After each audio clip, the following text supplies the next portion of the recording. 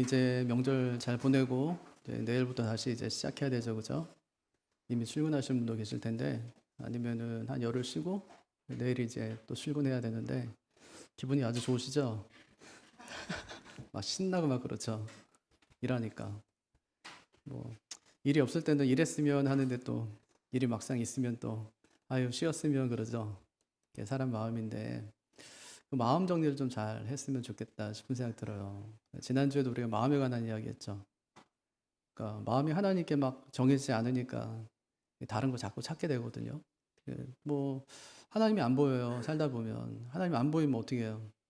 하나님 뭐 대신할 것을 찾거든요. 그게 뭐예요? 금송아지. 금송아지 왜 만들었다 그랬죠? 모세가 안 보여서. 모세통에 늘 하나님 봤는데 모세가 안 보여. 그러니까 하나님 볼 수 없으니까 눈에 보이는 하나님을 만들자. 그게 금송아지거든요.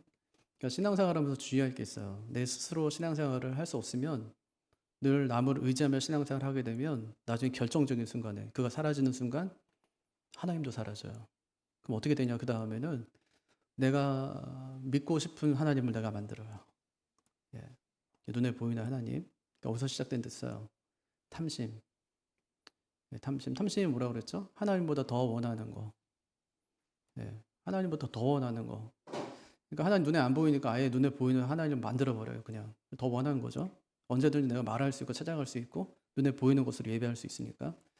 나중에 탐심이 어떻게 됐어요? 나머지 뭐 첫 번째부터 마지막 계명까지 싹 다 어기게 되잖아요. 탐심 하나가. 예. 그게 되게 위험하다. 근데 그 순간이 언제였냐면 모세가 시내산에 하나님께 계명 받으러 올라갔을 때예요. 하나님께서 이제 모세한테 빨리 내려가라 지금 난리 났다 밑에. 그러니까 모세가 십계명 돌판 들고 이제 내려와요. 내려서 보니까 난리가 난 거예요, 진짜. 금송아지 앞에 막 절하고 막 거기서 막 춤추고 막 먹고 마시고 막 이렇게 하는 거예요. 모세가 어떻게 하죠? 들고 있던 그 두 돌판을 땅에 던져버려요, 그냥. 그랬더니 어떻게 돼요? 산산조각 나는 거예요. 하나님이 얼마나 약한 돌판에다가 새겨줬으면 그렇게 산산조각 났을까? 돌판이 우리가 이렇게 떨어뜨린다고 그렇게 쉽게 깨지는 게 아니거든요. 네. 근데 그게 하나님 마음이에요. 하나님 마음이 지금 또 이스라엘 백성들의 관계가 완전히 깨져버린 거예요, 그냥. 예. 어떻게 뭐 수습이 안 될 정도로 그냥 계명이 완전히 파기됐어요. 그럼 하나님께서 그냥 두셨냐? 아니요. 하나님이 다시 올라오라 그래. 이번에는 말씀을 새길 두 돌판을 네가 만들어 와라. 모세는 봤으니까 알 거 아니에요? 그 이제 대충 비슷하게 만들어 가겠죠. 근데 하나님께서 거기서 이제 40주야를 하나님 앞에 웁니다. 엎드려 있어요, 모세가. 하나님 이 백성들의 죄를 용서해 주십시오 하는 기도였겠죠. 하나님께서 다시 말씀을 기록해 주세요. 그리고 그 말씀을 가지고 내려와서 백성들 앞에 서서 한 이야기가 10장이에요. 그 엄청 어땠겠어요. 이제 막 금송아지에 절하고 막 3,000명 죽었거든요. 절하지 않은 사람 누구 있어? 했더니 레위 사람들이 막 나오고 그럼 니네가 다 죽여 이랬고 막 3,000명 절하는 사람 다 죽이고 막 그랬었어요. 그러고 나서 이 엄중한 시기에 진짜 모세가 올라가서 40주야를 엎드려 있었듯이 아마 그 이스라엘 백성들은 산 아래에서 모세가 내려오기만 또 하나님 앞에 회개하는 마음으로 아마 있었을 거라고요.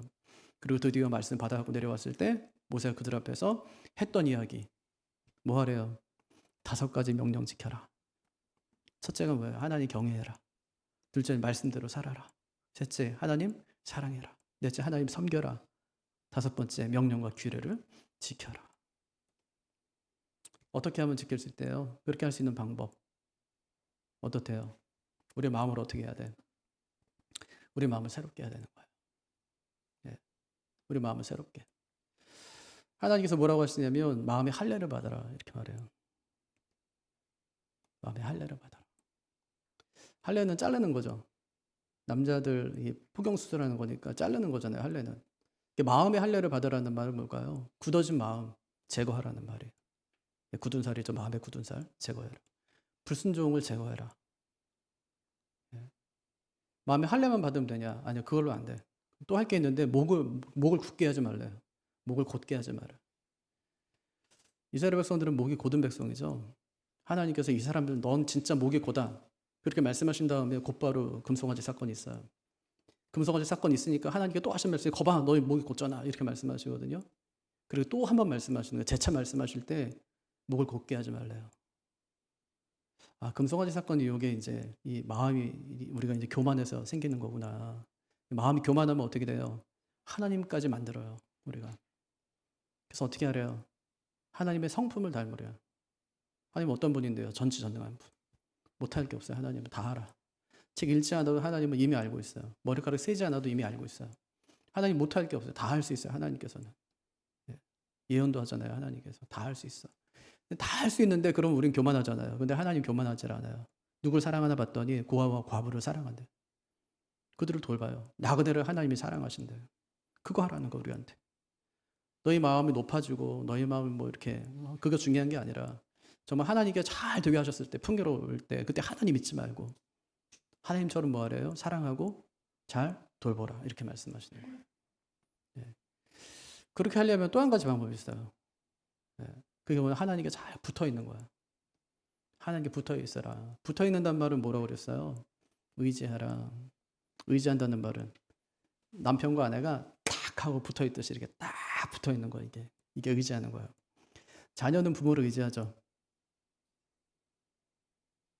네, 자녀는 부모를 의지합니다. 저도 부모가 있거든요. 의지하거든요. 또 저도 자녀가 있으니까 자녀는 저를 의지하죠. 네, 저한테 뭐 먹을 거 사달라고 그래요. 네, 돈 맡긴 것도 아닌데 전 사줘요. 자녀니까 의지하는 거예요. 다 붙어 있는 거야 이게. 그 하나님 누구 하나님이래요? 내 하나님. 고백이 뭐였냐면 내 찬송이래요. 하나님께서. 하나님은 내 찬양이래요. 하나님 내 하나님이래요. 약속을 지키는 분이래요. 그래서 우리의 마음의 문제를 다루셨어요. 너희 마음 똑바로 해야 돼. 하나님께 다 붙어 있어야 돼. 오늘 말씀 마음의 문제가 아니라 예배의 문제.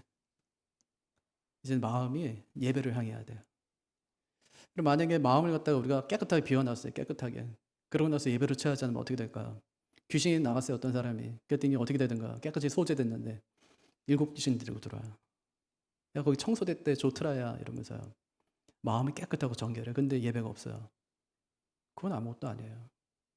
12장에서 뭐라고 하냐면 예배의 문제를 다루는 겁니다. 예배의 문제. 정말 중요하다는 거예요. 한번 볼까요? 뭐라고 말씀하시는지. 이제 예배 환경이 달라졌으니까 어떻게 예배하래요? 어디서 예배하래요? 그 첫 번째가 가나안의 방식을 따르지 말라는 건데 2절하고 3절 한번 보죠. 자, 너희가 쫓아낼 민족들이 그들의 신들을 섬기는 곳은 높은 산이든지 작은 산이든지 푸른 나무 아래든지를 막론하고 그 모든 곳을 너희가 마땅히 파멸하며 그 제단을 헐며 주상을 깨뜨리며 아세라상을 불사르고 또 그 조각한 신상들을 찍어 그 이름을 그곳에서 멸하라. 가나안에 들어가서 가장 먼저 해야 될 일 뭐래요? 제단들을 어떻게 하래요? 다 파괴하라. 멸절하라. 이렇게 말씀하시는 거예요. 완전히 단절하라는 말이에요. 그들이 예배하던 곳이 있네요. 여기 보니까. 2절에 보니까 어디서 예배했어요? 주로. 높은 산, 작은 산, 푸른 나무 아래. 높은 산은 하늘과 가깝죠. 그러니까 하나님과 그들이 믿던 신과 조금 더 가까운 곳에 가려는 거예요. 조금 더 가까이 신과 높은 산에 올라가요.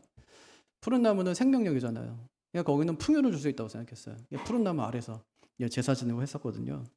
거기다가 제단도 세우고 주상도 만들고 목상도 만들고 하나님께서 이것들 다 없애라. 없애라. 만약에 가나안에 들어가서 뭐 괜찮네, 괜찮네, 잘 만들어놨네. 파르테논 신전 이런 거 되게 멋있잖아요, 그죠? 그러니까 괜찮네, 여기서 예배당 하면 좋겠는데 뭐 이렇게 해요. 뭐 산에 들어가면은 이렇게 뭐 절들이 아주 굉장히 멋있잖아요.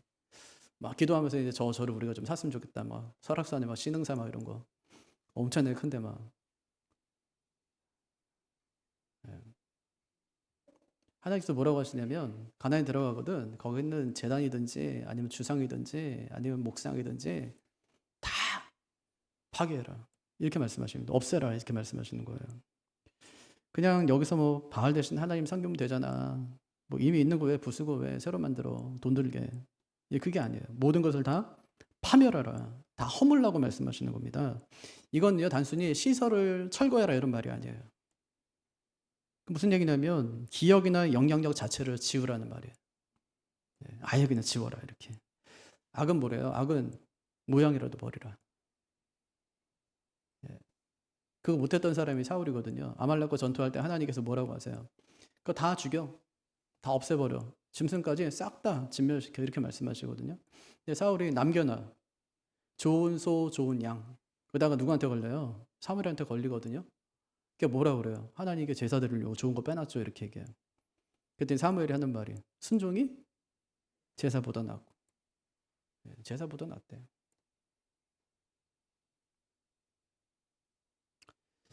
그러니까 남겨놓으면 어떻게 되냐? 남겨놓으면 결국 이제 여로보암처럼 되는 거예요.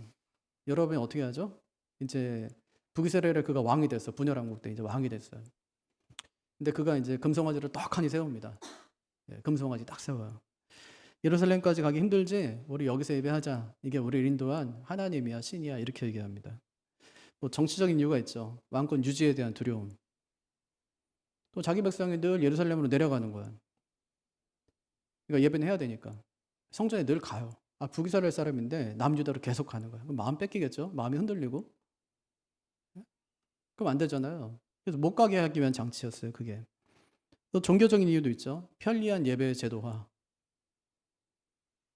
그 결과 두 군데다 금송아지 세웁니다. 남쪽에 베델에, 북쪽에다는 다네. 이렇게 이제 하나가 무너졌잖아요. 하나님이 세우지 말라고 했던 거 세우니까 그 나머지는 차례로 다 무너져요. 레위 사람이 아닌 사람은 제사장으로 세우고 절기를 자기 마음대로 만드는 거야. 하나님이 정하신 절기가 아니에요. 자기 마음대로 막 절기를 만들어서 절기를 지키기 시작했어요. 그렇게 한 결과가 뭐죠? 나라가 붕괴합니다. 멸망해버려요. 그럼 거기서 끝이냐? 아니요. 북이스라엘 왕은 19명이거든요. 19명의 왕 중에 선한 왕이 한 사람도 없어. 어떻게 그럴 수가 있어요? 예배하지 않은 것도 아니고 하나님 섬기지 하나님 모르는 것도 아니고 믿지 않은 것도 아닌데 어떻게 선한 왕이 한 사람도 없냐고. 이 말이 계속 반복돼요. 그는 여로보암의 죄를 떠나지 아니하였다 이 말이에요. 11개 상에 보면 계속 이 말이 반복돼. 17번이나. 한 왕이 지나가면은 그 사람은 여로보암의 길을 걸었다 이렇게 하고요. 선한 왕과 악한 왕을 구분하는 기준이 이 사람이 다윗의 길을 따랐는지 아니면 여로보암의 길을 따랐는지 이것으로 결정되는 거예요. 여러분 죄가 뭡니까? 하나님을 섬기되 자기 방식대로 섬겼다는 거예요. 그래서 안 된다. 가나안에 들어가거든. 그러니까 절대로 어떻게 하래요? 가나안을 따르지 마라. 가나안 따르지 마라. 가나안을 따라서는 안 된다. 이건 세상 따라서는 안 됩니다. 세상이 섬기던 방식대로 예수님을 섬기면 안 되는 거예요. 그래서 모세가 하는 말이 너희는 그들이 섬기는 방식으로 섬기지 말라. 그게 4절이에요. 읽어볼까요? 너희의 하나님 여호와께는 너희가 그처럼 행하지 말고 이게 이제 가나안처럼 행하지 말라는 말이에요. 어떻게 해야 돼요 그러면? 제단도 부수고 주상도 부수고 목상도 부수고 해야 되는 거예요. 또 그들처럼 여러 장소에서 예배하지 말라 그렇게 얘기하는 거죠. 이렇게 순수하게 예배해야 예배가 오염되지 않기 때문에. 그래서 중요한 두 가지 알려주시는데 누구 섬길 것인지 어떻게 섬길 것인지. 누구 섬겨야 돼요? 하나님. 가나안의 신들을 섬기지 마라. 하나님 섬겨야 된다. 어떻게 섬기래요? 우상을 없애라 이렇게 얘기하죠. 그들이 섬기던 방식이 아니라 하나님이 정하신 방식대로 예배해라 말씀하세요. 이게 첫 번째 핵심이에요. 그럼 칼빈이 기독교 강요에서 하나님께 드리는 예배가 아무리 열정적이라 할지라도 그 방식이 하나님의 말씀과 일치하지 않으면 그것은 참된 예배가 아니다 이렇게 얘기했어요. 우리가 막 울고불고 하고 막 주여 주여 아무리 해도 그 방식이 아무리 열정적이라 할지라도 그것이 말씀과 일치하지 않으면 그것은 참된 예배가 아니다. 방법에 있는 게 아니에요 예배가. 분위기에 있는 게 아니라고요. 진짜 중요한 것은 참된 말씀대로 예배하는 것이 참 중요하다. 우리가 어떻죠? 요즘에 교회 가기 힘든데 온라인으로 하면 되지. 예배 시간이 너무 길어. 30분으로 뭐 줄이면 안 돼? 어떤 교회가 담임 목사 청빙하는데 설교 20분 넘으면 안 된다고 적어놨어 거기다가. 저는 못 가겠더라고 거기. 적어놨어 아예 20분 동안 성경 본문 잘 주의하면서 설교할 수 있는 목사 뽑더라고요. 그러면서 이제 목사 선을 보는 거야. 20분 넘으면 벌써 탈락이 아무리 잘해도 소용없어요. 그거는. 약속을 지켜야 되니까. 찬양도 마찬가지잖아요. 아우, 찬양 스타일이 뭐 내 마음에 안 들어. 뭐 이렇게 뭐 이런 걸로 바꾸면 안 돼. 예. 중요한 건 내가 어떻게 느끼느냐 이게 아닙니다. 하나님이 어떻게 받으시느냐. 이게 중요하죠. 그것이 예배의 출발점이라는 거예요. 그래서 하나님께서 말씀하실 때 가나안의 방식을 따르지 마라. 네 멋대로 하지 말란 말이에요. 그게 하나님의 정하신 방식대로 해라. 이게 첫 번째. 두 번째는 하나님이 택하신 곳에서 예배하래요. 5절 한번 같이 읽어볼까요? 하나님이 택하신 곳에서 오직 너희의 하나님 여호와께서 자기의 이름을 두시려고 너희 모든 지파 중에서 택하신 곳인 그 계실 곳으로 찾아 나아가서. 예배 어디서 드려야 돼요? 하나님이 택하신 곳에서. 그곳이 어딘데요? 아직 몰라. 예, 아직 정해지지 않았죠. 9절에 보니까 아직 정해지지 않았죠. 그죠? 예, 모세 때는 뭐 이게 딱 정해놓고 이제 어디가 뭐 하나님이 계시는 곳이니까 거기다가 뭐 성막을 갖다가 하고 나중에는 뭐 이렇게 이런 말이 없어요. 아니 정해지는 과정이거든요. 여호수아 때 그 법궤가 어디로 가요? 실로. 그게 이제 사무엘 때까지 있거든요. 그러다가 기본으로 옮겨지죠. 사울왕 때. 그러다가 이제 나중에 예루살렘에 옮겨지죠. 다윗과 솔로몬 때 그때 이제 옮겨지죠. 결국 그래서 이제 성전 1000년이 이제 지속되는 거잖아요. 거기서. 예. 그러니까 아직 정해지진 않았어요. 근데 중요한 건 뭐냐면 하나님이 그곳에 자기 이름을 둔대요. 이름을 둔다는 말은 뭐죠? 문패를 다는 거예요. 요즘에는 문패 다는 사람 없죠. 옛날에는 처음 이제 집을 사면은 집 앞에다 문패 달았죠. 문패 다는 게 얼마나 얼마나 그게 큰 적이에요. 큰 기쁨이잖아요. 내가 집 샀다 이러면서 막. 근데 세입자는 문패를 달 수 있어요, 없어요?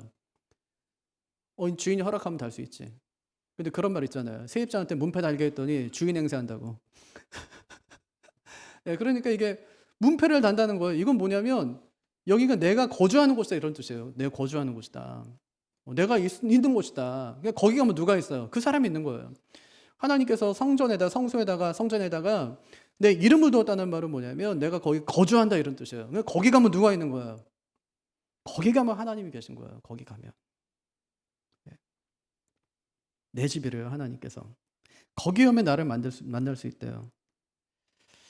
그래서 그 계실 곳에 가서 예배하라 이렇게 말해요. 가나안에서는요. 가나안은 어떻게 드렸어요? 가나안 사람들은 어디서나. 네, 하나님은요 한 곳에서 예배드려라.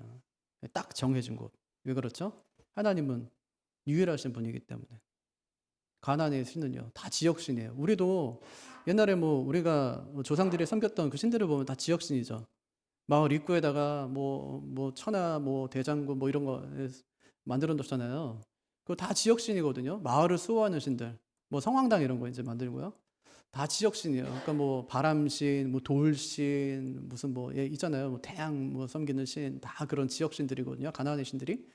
근데 하나님은 천지를 만드신 분이니까 유일하신 분이시잖아요. 그러니까 하나님은 한 분이시기 때문에 예배 중심도 하나여야 된다는 거예요. 그러니까 신명기를 보면 이 예배 구조가 있는데 한 하나님, 한 성소, 한 백성이에요.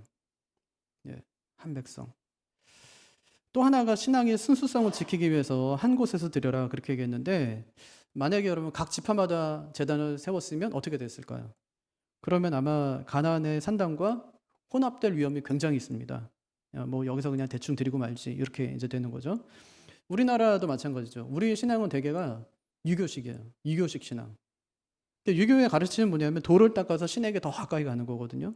그러니까 우리도 신앙생활하면 진짜 중요하게 생각하는 게 약간 효 이런 거예요. 행위. 예, 유교는 하는 거잖아요.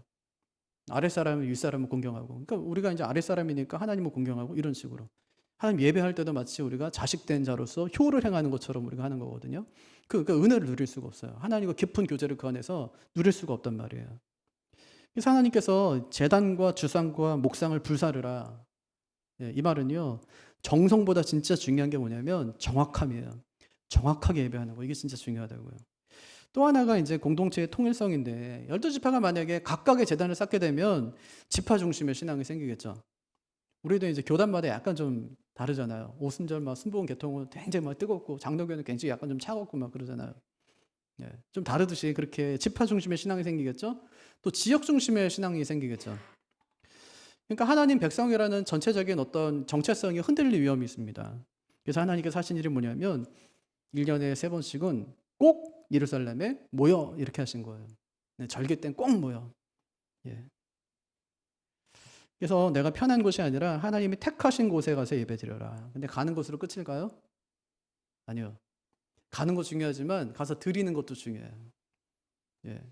가면서 하나님께서 뭔가 가져가래. 예. 가서 드리는 것으로 예배가 완성된다. 그렇게 말씀하시죠. 6절이에요. 한번 볼까요? 너희의 번제와 너희의 제물과 너희의 11조와 너희 손의 거제와 너희의 서원제와 낙헌 예물과 너희 소와 양의 처음 난 것들을 너희는 그리로 가져다가 드리고. 그리로는 어디예요? 이게 성소죠, 그죠? 이게 성전, 성소. 예, 드리래요. 7가지 헌물이 나오는데 번제, 이거는 이제 매일 아침 저녁으로 드리는 거죠. 요거는 헌신의 고백. 예. 또 제물은, 여기서 제물은 화목제거든요. 하나님과 우리 사이에 화목하게 되는 일. 또 11조는 소득의 주도권을 고백하는 거죠. 우리가 11조 드릴 때 하나를 드리지만, 10개 중에 하나 드리지만 그 하나는 하나가 아니에요. 이 하나 안에는 전부가 담겨 있는 거예요. 그래서 하나님의 11조 누구예요? 그게 그리스도예요. 예수님. 하나님이 우리한테 당신의 11조를 준 거예요. 예수님을 줬다고 우리한테. 그러니까 예수님 하나님의 전부를 주신 거예요. 그러니까 우리가 11조 드리면서도 9개는 내 거, 1개는 하나님 거가 아니라 다 하나님 거. 하나가 전체를 대표하는 게 11조죠. 그죠? 그걸 드리는 거예요. 소득의 주도권이 하나님께 있습니다. 또 거제는 이제 첫 열매예요. 노동의 첫 결실도 이제 하나님께 드리는 거죠. 또 서원제. 이건 약속에 대한 신실함을 고백하는 건데 하나님은 약속하시면 지키시죠. 우리도 서원제 드리면서 하나님 저도 하나님께 약속을 지키겠습니다 하고 고백하는 거고요. 낙헌 예물은 자원제예요. 이건 이제 요즘으로 하면 감사 예물이라고 볼 수 있고요. 또 처음 난 것을 드렸는데 생명의 근원이 하나님의 것입니다 하고 인정해 드리는 것이죠. 이렇게 이제 헌물은 하나님이 내 손의 수고를 복되게 하셨습니다 하는 감사의 증표예요. 이런 마음으로 나오는 예배의 특징이 뭐냐면 7절에 나오는 너희와 가족이 즐거워할지어다 이렇게 말하죠. 그게 이제 참된 예배예요. 참된 예배의 모습이 뭔지 한번 7절 한번 볼까요? 거기 곧 너희의 하나님 여호와 앞에서 먹고 너희의 하나님 여호와께서 너희 손으로 수고한 일에 복주심으로 말미암아 너희와 너희의 가족이 즐거워할지니라. 여기 보니까 너희의 손으로 수고한 일에 복주심으로 말미암아. 그러니까 수고해서 먹는 것이 복이에요. 아무것도 안 했는데 먹는 것은 복이 아니에요. 내가 수고한 만큼 얻는 것이 복이에요. 그게 하나님께서 우리에게 주시는 복이에요. 직장생활 하면서 우리에게 하나님께서 월급 받게 하시는 거 이거 복이에요. 그게 하나님께서 우리에게 주시는 복. 근데 지금은 이제 그렇지 않잖아요. 수고한 대로 먹을 수 있다. 그럼 우리는 뭐 알바하면 알바한 만큼 뭐 돈 받고 이제 살겠죠. 근데 이스라엘 사람들은 당신은 그런 때가 아니니까 하늘에서 비가 내려야지 농사가 되는 거니까 수고해도 아무리 수고를 해도 얻을 수가 없어요. 비가 내리지 않고 바람도 불지 않고 햇빛도 비추지 않으면. 근데 하나님께서 그거 해주겠다. 이제 그렇게 얘기하는 거죠. 그거 해주겠다. 그걸 가지고 오는 거예요 이제. 하나님께서 수고해서 얻은 그 예물을 주신 것의 일부를 가지고 하나님의 성전에 성소에 가요. 그래서 예배자로 이제 가는 거예요. 그러면서 이제 말씀하신 것이 너희와 너희의 가족이 어떻게 하래요? 즐거워할지어다. 즐거워하래요. 이게 명령형 동사예요. 여러분 예배는 즐거운 자리예요? 아니에요? 즐거운 자리. 왜냐하면 받은 은혜 또 복을 나누는 자리이기 때문에 예배는 참 복된 자리예요. 그 시편에 보면 성전에 올라가는 시들이 많잖아요. 거기에 보면 122편에 보면 예루살렘 성전에 이제 한 가족이 올라가는 거예요. 근데 아버지가 소도 끌고 가고 양도 끌고 가요. 이제 아이도 따라가고 이제 아내도 따라가고 따라가는 거예요. 그래서 막 노래를 불러. 노래 부르는데 사람이 내게 말하기를 여호와의 집에 올라가자 할 때 내가 기뻐하였도다. 우리 교회 가자 이럴 때 어땠다는 거예요? 싫어. 이게 아니라 기뻐하였도다. 여러분 교회 가자고 하면 기뻐하셔야 돼요. 집사님이 수요기도회 갑시다 이러면 아유 됐어. 금요기도회 갑시다 그러면 아유 됐어 뭐 교회. 근데 그 말이 즐거워야 돼. 교회 가자 이 말이 즐거워야 돼. 만약에 예배의 기쁨 잃어버리면 어떻게 될까요? 신명기 28장에 보면 하나님이 다 적어놨어 진짜. 제가 성경 연구하면서 제가 하나님이 진짜 우리가 궁금하게 생각하는 거 다 적어놨어. 성경에 다 있어요. 진짜 다 있어요. 진짜 예배 기뻐하지 않은 사람 있을 거 아니에요. 그죠?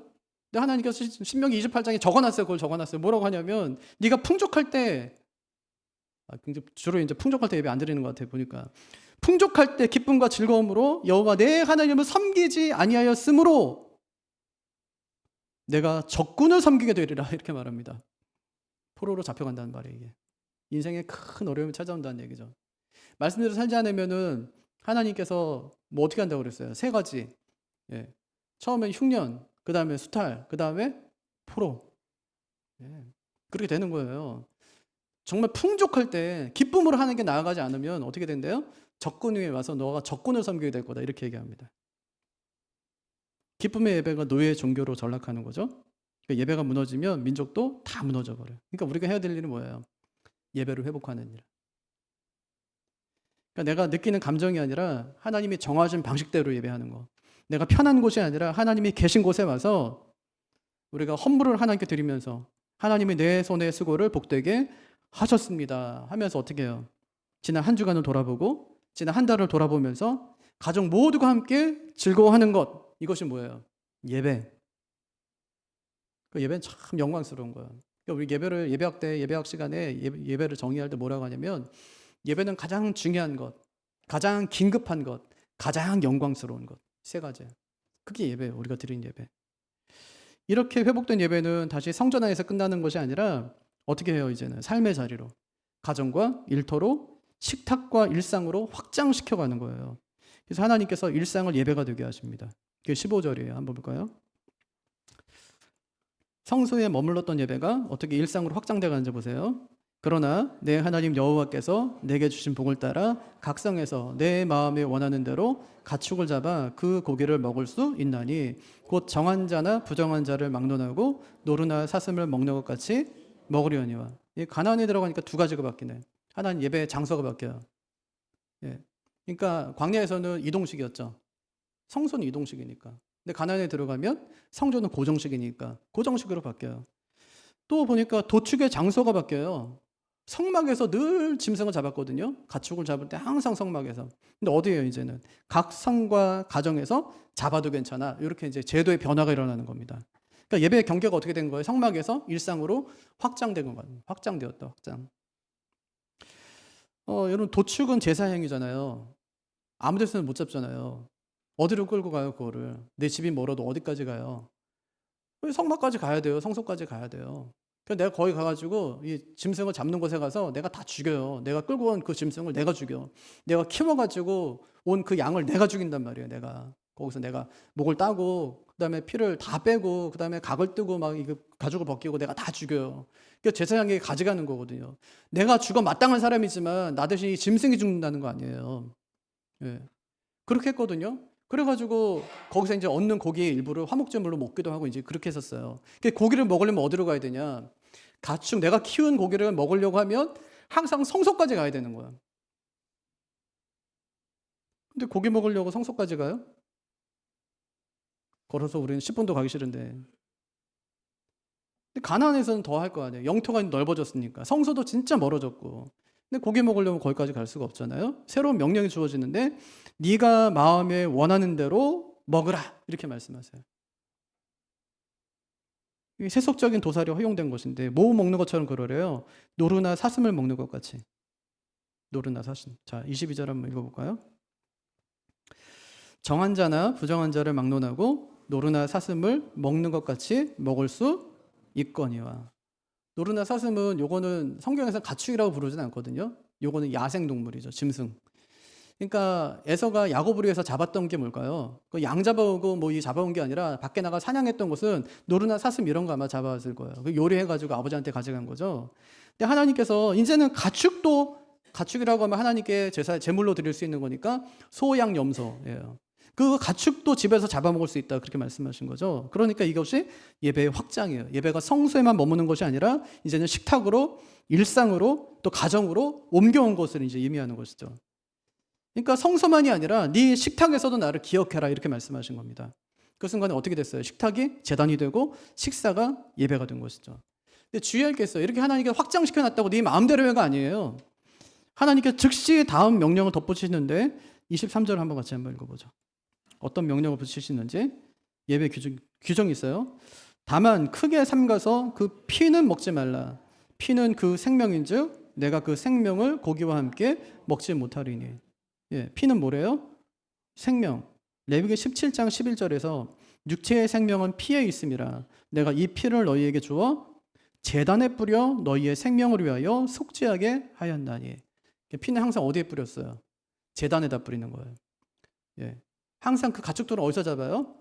성소에서 잡았기 때문에 그 피는 항상 제단에 뿌리게 되어 있었거든요. 그런데 가정에서 이제는 그 고기를 잡기 시작하면서 그 피를 어디다 뿌리려? 이제는 땅에 뿌려라, 이렇게 말씀합니다. 24절에 보면 그 피는 물같이 땅에 쏟으라. 땅에 쏟는 이유가 뭐예요? 생명이 누구 거기 때문에? 하나님 것이기 때문에. 예. 그래서 하나님께서는 생명의 주권을 인간에게 넘기진 않으세요. 이것은 제약의 어떤 완화가 아니라 거룩의 확장이다. 예. 하나님께서 우리 예배를 뭐 완화시켜 주시고 좀 편하게 한번 예배해봐. 뭐 온라인으로 뭐 있는 데서 그냥 네 집에서 그냥 뭐 알아서 그냥 막 이렇게 완화시켜 주신 것이 아니라 거룩이 확장된 거예요. 어디까지요? 우리 일상으로 이제 거룩이 확장된 겁니다. 예배의 경계는 되게 넓어졌지만 거룩의 원칙은 어때요? 고정돼 있어요. 그건 확장적이에요, 그냥. 하나님께서 예배를 성소에서 일상으로 확장하시지만 동시에 거룩한 것과 속된 것의 경계를 아주 분명하게 하셨다는 거예요.